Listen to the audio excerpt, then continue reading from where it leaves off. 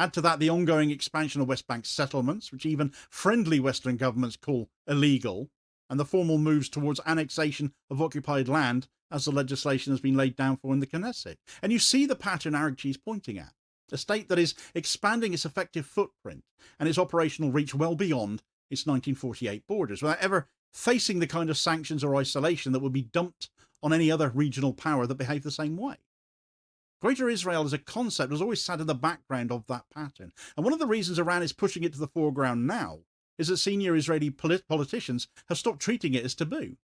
In mainstream usage, it often just means the permanent absorption of all of historic Palestine under Israeli control, not just the territory recognised as Israel, but the West Bank, East Jerusalem, and whatever remains of Gaza.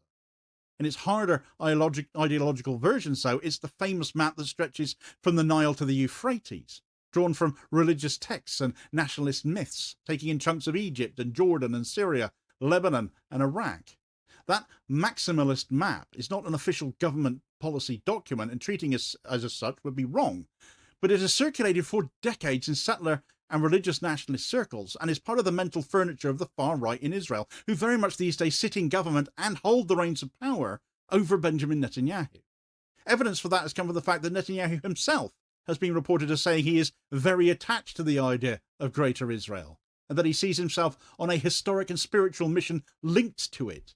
And ministers like Bezalel Smotrich and Itamar Ben-Gvir, those same far-right Zionist zealots, have been photographed with maps and symbols that erase the Green Line entirely and blur Israel into its occupied surroundings. At the same time, settler groups have pushed outwards towards parts of Syria and Lebanon in practice, even when those moves are officially disavowed. So when Iran says the project of Greater Israel has left the realm of fringe ideology and moved into the mainstream of power, this is what they're talking about.